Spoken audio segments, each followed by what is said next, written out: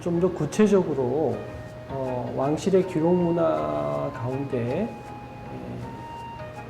그 선원록 다음으로 그 실록을 비롯한 연대기 기록에 대해서 말씀드리겠습니다.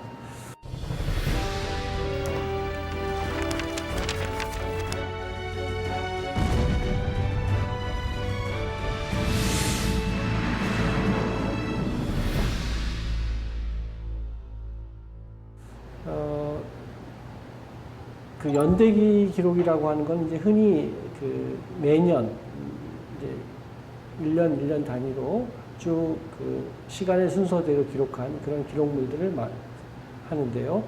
그 가운데서도 조선왕조실록이 가장 대표적이고, 그 다음에 이제 승정원 일기라든가 일성록 이런 책들이 있습니다. 이런 책들이 다 어떻게 보면은 이제 왕실의 기록 문화이면서 아까 말씀드린 대로 조선시대 왕실이 곧 국가를 대표하는 것이기 때문에 국가의 기록 문화이기도 하죠.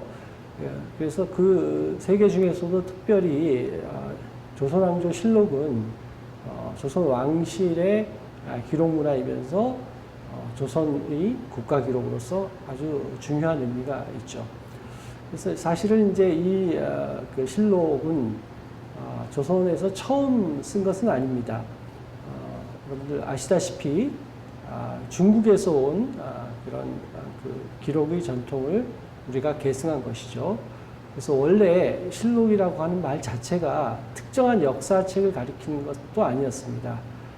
실록 그러면 사실을 있는 대로 기록하는 것이다라고 하는 그런 의미를 담고 있죠. 그래서 처음에 이제 중국에서도 그런 의미로 이제 예를 들면은 사마천에 대해서 후한 시대의 역사가인 방고가 그 논찬을 붙여서 이제 말하는 가운데 그런 실록이라는 그런 표현을 쓰기도 합니다. 그러나 이제 구체적으로 중국에서 실록이라고 하는 그 형태로 역사 기록물로 이제 그 책을 남긴 것은 그 남북조 시대, 남조의 양나라에서부터 그것이 시작되고 있습니다. 그러나 이제 중국에서 이 양나라 때 만든 이런 그 전통이 그 이후에 계승이 되어서 현재 실물로 남아있는 예는 중국도 많지는 않습니다.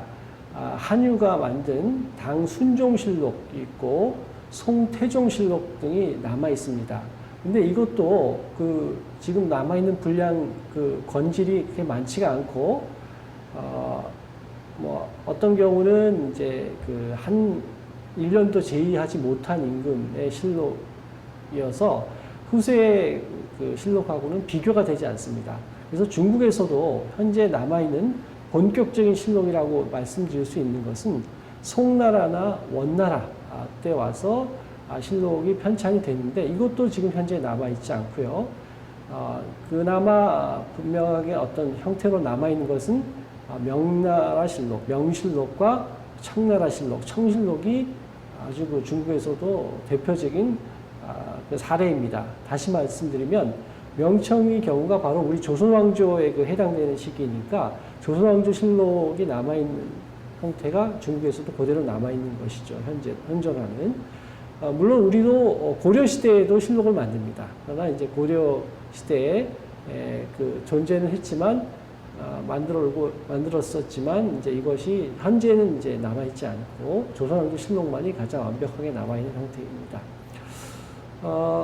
아주 흥미로운 거는 최근에 일본은 사실은 전통시대에는 그 실록을 만들지 않다가 일본은 지금 아직도 천황이 존재하고 황실이 있죠. 그래서 최근에 와서야 일본은 또 실록을 만드는 그런 현상이 있습니다. 이건 뭐 흥미로운 현상이기도 하죠. 그러면 이제 왕실 기록물로서 이 조선왕조 실록은 어떤 의미가 있을까요? 이 왕실 기록물로서 조선왕조 실록은 우선 아까 말씀드린 대로 한 왕이 통치한 기간에 따라서 하나하나 만들어집니다. 그래서 조선왕조실록이라고 통칭되어 있지만 태조에서부터 태종, 정종, 태종, 세종 이와 같은 형식으로 각 그 왕대별로 이제 작성이 되죠. 근데 그 왕대별로 작성이 될 때 그 전왕, 그 전왕이 돌아가신 다음에 실록이 만들어지는 것이죠. 실록의 그 상세한 제작 과정은 여러분들이 다른 기록이라든가 설명을 참고하시면 잘 아실 거고요. 제가 여기서 말씀드리고 싶은 것은 이전의 국왕이 돌아간 다음에 그 앞에 왕의 어떤 행적과 거기에 관련된 국가의 모든 통치 기록을 종합적으로 정리하여서 하나의 기록으로 완성한다는 데 의미가 있다고 생각을 합니다. 그래서 바로 이 작업을 일반적으로는 그 전 왕이 돌아간 다음에 실록의 그 도감을 이제 만들죠. 그래서 이 도감을 만들어서 바로 전왕이 돌아간 다음에 바로 그 작업을 시작하여 가지고 그 전왕에 대해 있었던 모든 어떤 국가의 그 통치와 관련된 일을 정리하고 그 정리한 것을 가지고 바로 그 앞에 왕의 어떤 업적을 이제 평가를 한 것이라고 볼 수가 있습니다. 그래서 우리가 그 어떤 지금도 새로운 이제 그 대통령이 이제 당선이 되거나 이럴 때 그런 이제 어떻게 보면 앞에 한 일을 우리는 지금 잘 정리를 하지 않고 가죠. 그러나 조선왕조에서는 바로 이런 실록이라고 하는 그런 그 기록을 정리하고 만들면서 바로 이전에 어떤 그 있었던 일들을 정리하면서 하나의 지침으로 삼고 앞으로 무엇을 더 반성하고 또 무엇을 더 잘할 것인가 라고 하는 이런 생각을 했던 것이라는 점이 아주 흥미롭다고 할 수가 있습니다. 그래서 이것이 왕실 기록물로서 갖고 있는 어떤 중요한 의미가 아닌가 저는 그런 생각이 들고요. 그 다음에 이제 실록의 가치에 대해서 제가 몇 가지를 좀 나누어서 우선 말씀을 드리겠습니다. 실록은 왕실 기록물로서 대단히 의미가 있는데요. 이 실록이 첫 번째는 1차 사료로서 이제 우리가 이제 알고 있습니다. 특히 조선 전기의 경우 이 실록은 다른 사료가 없죠. 그래서 이제 1차 사료로서 어떤 기능을 하고 있는데 사실은 실록은 1차 사료, 우리가 사료를 이제 구분할 때 1차 사료, 2차 사료 이런 구분을 하는데요. 1차 사료는 뭐냐면 어떤 가공도 거치지 않은 그야말로 원상태의 사료입니다. 그에 비해서 2차 사료는 거기에 당대인이건 후대인이건 어떤 편집이나 수정, 보완을 거친 다시 말하면 원사료를 약간 변화시킨 그런 것을 이제 2차 사료를 얘기하는데 조선왕조실록 그러면 우리는 흔히 이제 조선시대에 있는 거 그대로 이렇게 적은 기록이라 이렇게 이해를 하지만 사실은 아까 말씀드린 대로 한 왕이 돌아간 다음에 여러 가지 기록들을 종합적으로 정리를 한 것이 실록입니다. 따라서 이 실록은 원래는 1차 사료라고 보기는 좀 어려운 측면이 있습니다. 즉 실록을 만드는 과정 속에서 여러분들 사초라든가 시정기 이런 얘기를 이제 들어보셨을 텐데요. 사관이 쓰는 사초라든가 각 관청에서 기록한 이런 기록인 시정기를 모아서 그것을 다시 초초, 중초, 정초 이런 과정을 거치면서 하나의 실록의 완성본을 만듭니다. 그래서 이런 과정을 거치면서 편집, 수정, 보완, 정리 이런 작업들이 일어나기 때문에 실록은 사실은 1차 사료라고는 보기가 어려운 측면이 있습니다. 엄밀하게 얘기해서는. 그러나 이제 조선 전기의 경우는 실록은 다른 기록으로서 이것을 확인해 볼 수가 없기 때문에 다시 말하면 조선 전기에는 승정원 일기라든가 비변사 등록 이런 다른 기록들이 없습니다. 그래서 실록이 1차 사료의 역할을 한다고 볼 수가 있습니다. 그리고 조선 후기의 경우는 상대적으로 다른 기록들, 승정원 일기라든가 비변사 등록, 또 일성록 이런 기록들 그리고 문집도 풍부하고 각 관청의 기록인 각사 등록 뭐 이런 것들이 있기 때문에 그것과 비교해 보면 비교해서 보았을 때 풍부히 해석될 여지가 또 많이 있다고 생각합니다. 그 다음에 이제 왕실 기록으로서 이 조선왕조 실록은 어디까지 믿을 수 있는가, 이런 우리가 고민을 좀 해볼 수가 있죠. 근데 이 문제에 대해서는 이제 실록이 아주 흥미로운 그 지점이 있습니다. 다시 말하면 어떤 실록의 경우는 동일한 이름의 실록이 두 권이 있는 경우가 있습니다. 예를 들면은 선조실록의 경우는 선조수정실록이 있고요. 현종실록이라든가 경종실록의 경우는 개수실록이 있습니다. 그 다음에 숙종실록의 경우는 숙종실록 보궐정호라는 이름의 또 실록이 또 있습니다. 그러니까 이런 실록의 내용은 선조실록의 경우 선조수정실록이 있는데, 선조실록과 선조수정실록은 선조실록의 내용을 수정한 것이죠. 그래서 그렇게 본다면은 선조실록과 수정실록을 두 개나 만들 필요가 뭐가 있었을까, 이런 생각을 해볼 수가 있죠. 또 숙종실록도 마찬가지고 보궐정호가 있는 숙종실록이라든가 또는 현종실록, 경종실록도 개수실록이 있는데, 이렇게 수정한 것이라든가 보완한 것이 있으면 그걸 그냥 남기면 되지 왜 앞에 걸 그대로 남겼을까, 이런 생각을 해볼 수가 있습니다. 다시 말하면 우리 선조들이 그 기록을 고친 것도 고치기 이전 것과 고친 것을 그대로 남겨둠으로써 무엇이 잘못된가라는 것을 그대로 이렇게 기록을 남겨두었습니다. 다시 말하면 이 조선왕조 실록의 경우 각 그것을 기록한 사람들 혹은 조선 후기 경우는 뭐 당파적인 입장에서 기술된 것이 아닌가라고 하는 그런 의심의 여지가 없는 것은 아니지만, 적어도 기록을 남기는 사람들이 수정한 것 또는 수정이 되기 이전 것, 보완한 것, 보완되기 이전 것, 이런 것들을 그대로 남김으로써 기록의 어떤 신뢰성을 확보할 수 있는 이런 지점이 있습니다. 그 다음에 조선왕조 실록에서 또 흥미로운 지점은 흔히 조선왕조 실록을 매일 또 매달 그리고 매년 이렇게 기록해 나가는 편년체 기록을 우리가 잘 알고 있습니다. 그런데 제가 그 조선왕조 실록을 잘 조사를 해본 결과 기본적으로는 조선왕조 실록은 편년체이긴 하지만, 다시 말하면 시간의 순서에 따라서 기록한 것이긴 하지만, 역대 발전되어 온 그런 그 역사 서술의 그 서체 또는 사체라고 볼 수가 있는데, 그런 사체들을 다 여기에 적용을 한 것을 볼 수가 있습니다.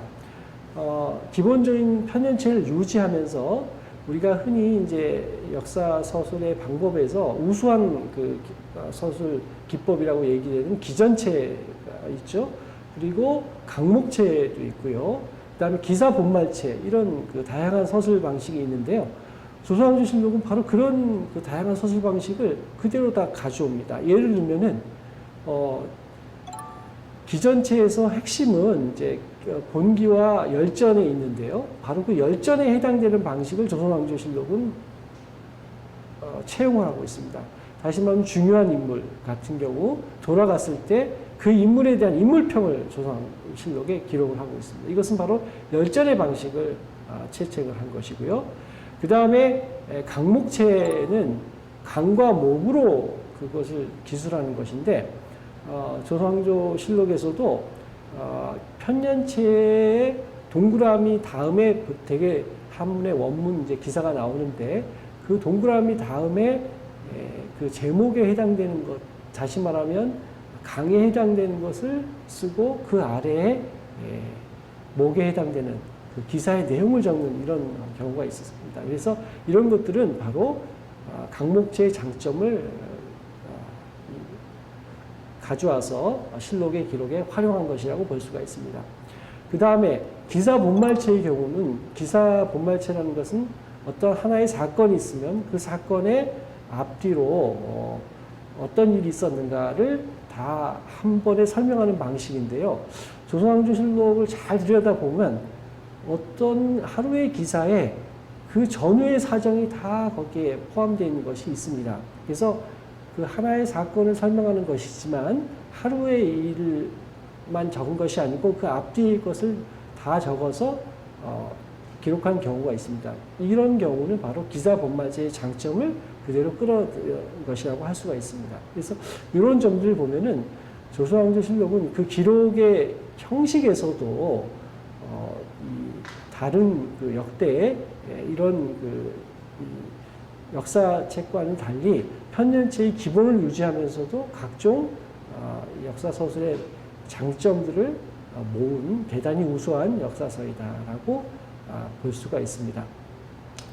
그 다음에 궁극적으로 사실은 이 중국에서 이 실록의 형식이라든가 내용 이런 것들의 영향을 받아서 사실 조선시대에 이런 실록을 만들었음에도 불구하고 이 조선왕조실록은 사실은 대단히 중국에서 만든 그 실록과 비교해 보았을 때도 상세하고 기록도 상세하고 대단히 내용도 풍부합니다.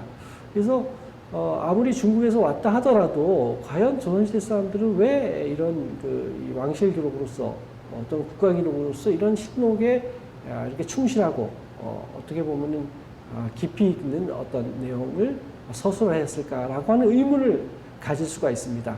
그래서 바로 어떻게 보면은 이 왕조가 끊임없이 유지가 되는 이런 것들을 바로 조선시대 사람들이 소망하지 않았을까 이런 생각을 해볼 수가 있는데요.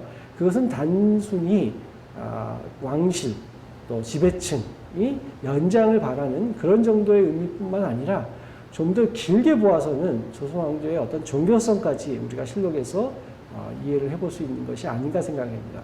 제가 앞서에 말씀드릴 때 왕실을 상징하는 것이 종교와 사직이다 이런 말씀을 드렸는데요. 사실은 조선 왕조가 유교에 의해서 만들어진 국가이고 유교는 사실은 대단히 현재적인 의미를 많이 부여하는 그런 사상 또는 종교 체계라고 볼 수가 있습니다. 그런데 사실은 유교는 이 종교적인 의미에서는 그런 종교성은 사실은 좀 떨어집니다.